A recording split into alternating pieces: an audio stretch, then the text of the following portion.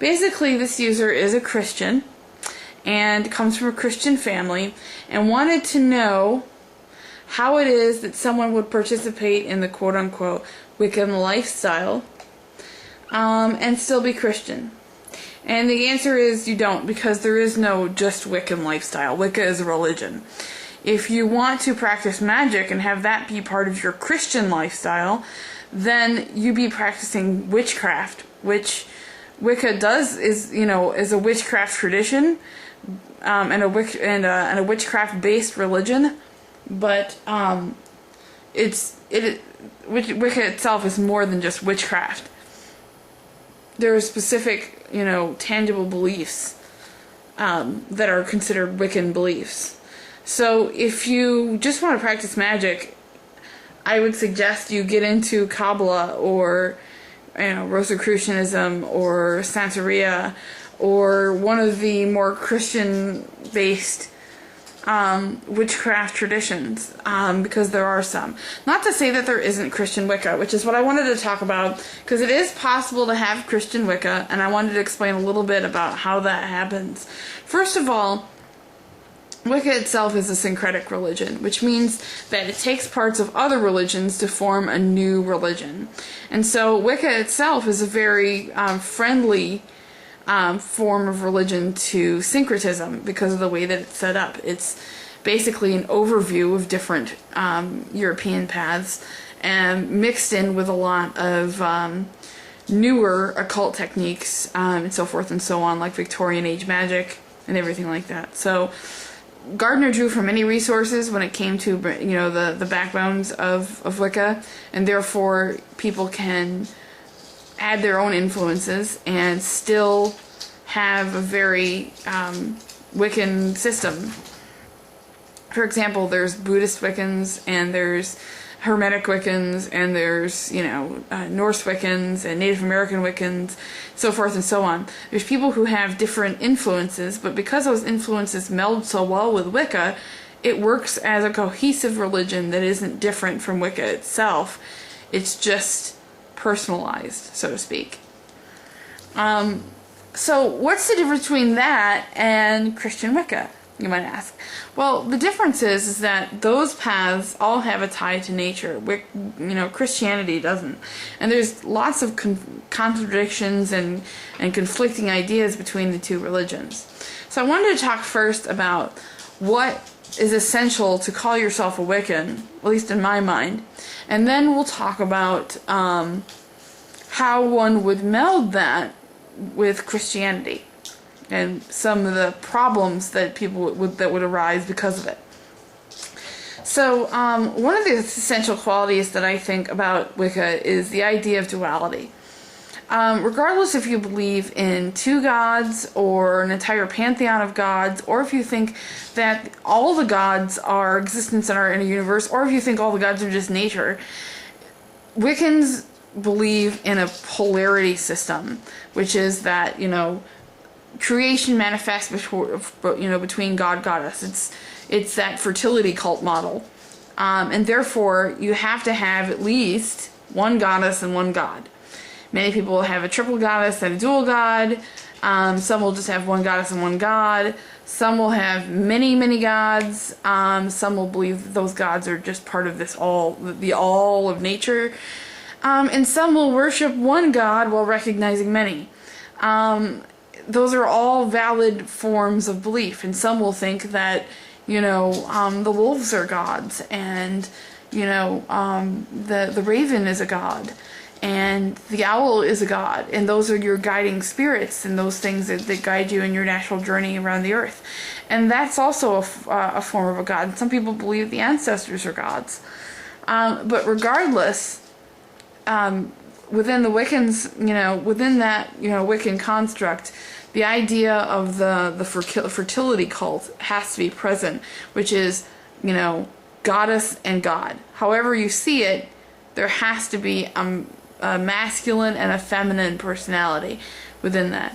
And some will say that that means that, Wiccans don't allow homosexuals. And that's not true at all, because we recognize that within humanity, each one of us has masculine and feminine attributes within us. So therefore, we do believe in homosexuality. And then we believe it's natural too. There's a minute part that don't, but So, the next thing that I think is essential to call yourself a Wiccan is belief in the elements. That's part of what we call our cosmology.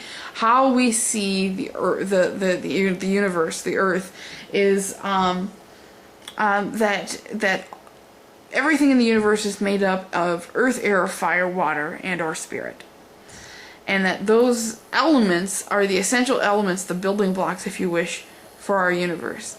And one of the neat ties that I like to make to that is, you know how there's 4 essential material building blocks: earth, air, fire, water. And there's also 4 essential material building blocks to DNA, which makes up humans.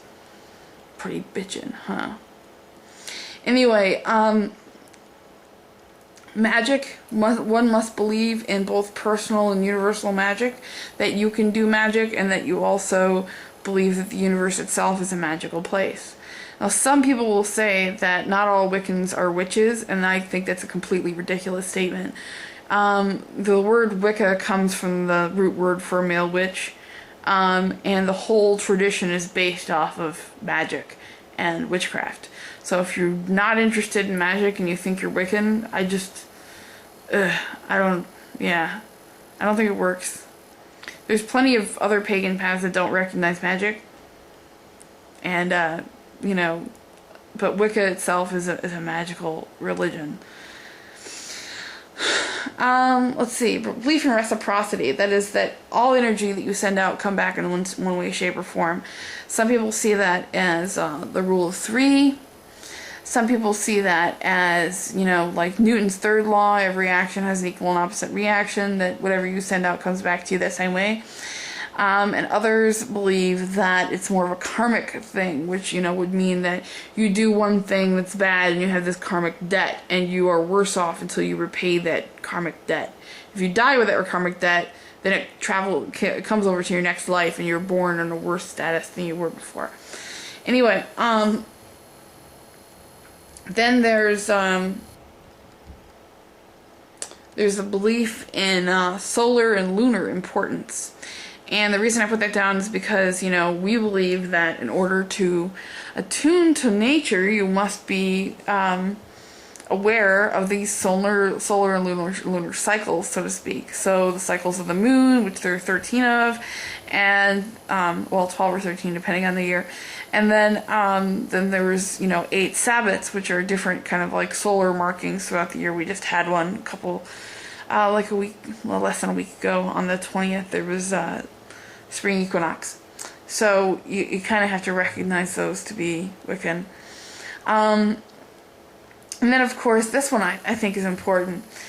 Wiccans believe that nature itself is divine, and that nature has both constructive and destructive elements, but that nature itself is neither evil nor good.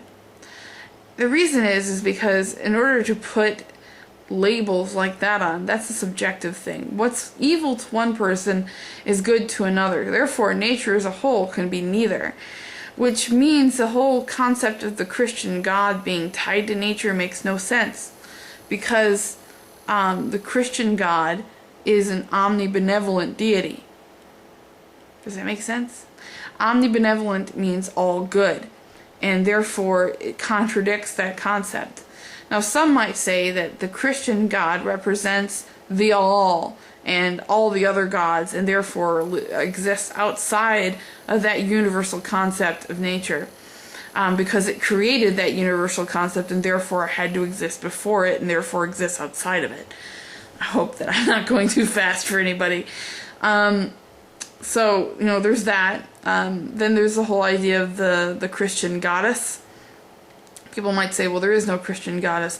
Some people will incorrectly call her Mary Magdalene or the Virgin Mary. Neither one of those people are goddesses.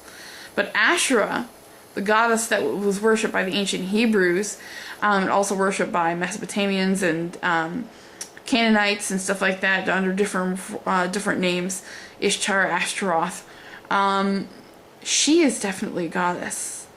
and therefore it's possible to bring a goddess into a Christian system, therefore have that whole duality thing. And then of course there's the belief in Jesus, otherwise you wouldn't call yourself a Christian, right? Jesus being one in a very long line of savior deities, including Horus, Dionysus, so forth and so on.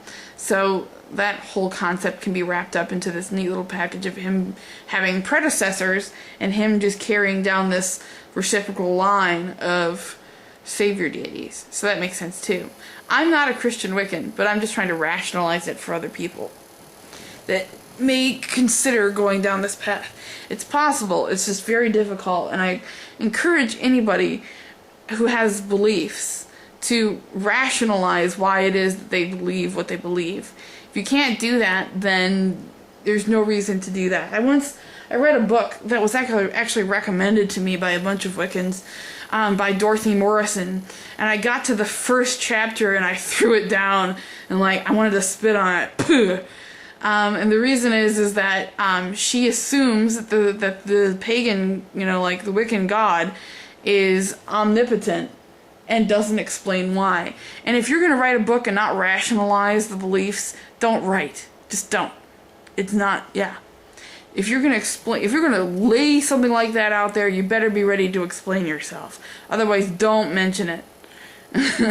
Don't bother.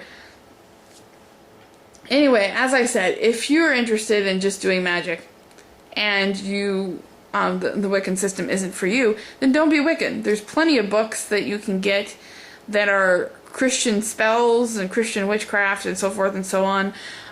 Practical Candle Burning Magic by Ray Buckland has both a pagan and a Christian side to the spell book. It's pretty bitchin'. If you want to look that one up, it's probably pretty cheap on Amazon. Or you can go to your local bookstore and probably pick a copy up too, or they'll order it for you. Anyway, yeah, it's possible, but just make sure that you are able to rationalize what you believe before believing it. And please give respect to the religions and the belief systems that you're trying to incorporate. Don't just call them lifestyles, because that's very demeaning to the people who that the Wicca is a very real religion to, myself included. To say that it's just a lifestyle, you can understand why that, yeah. I'm not trying to be, flippant or mean or anything like that. Just, trying to help people understand that if you believe something, you should be able to explain it to yourself. If you can explain it to yourself, you should be able to explain it to somebody else. If you can't, then you're probably just hanging on to certain beliefs because of emotional reasons. I know that, when I first started getting into Wicca, there's what we call the Jesus guilt or the Christian guilt syndrome, where, especially if you grew up Christian, you get this kind of vibe, should I be really doing this and stuff like that, because it's been so ingrained in you that these things are wrong, that it takes a while for you to realize that that was just part of that Christian brainwashing system that many of us are a part of. And I'm not saying that all Christians brainwash or anything like that, but indoctrination is a hard thing to escape. So, also be sure that you're not just clinging to your Christian beliefs out of guilt or obligation to your family or so forth and so on. So anyway, if you have any questions, please let me know. Come see my blog tomorrow night, 9 p.m. Eastern, 8 p.m. Central. I'm going to be blogging about Wicca on Blog TV, and come and ask me your questions. Alright, bye.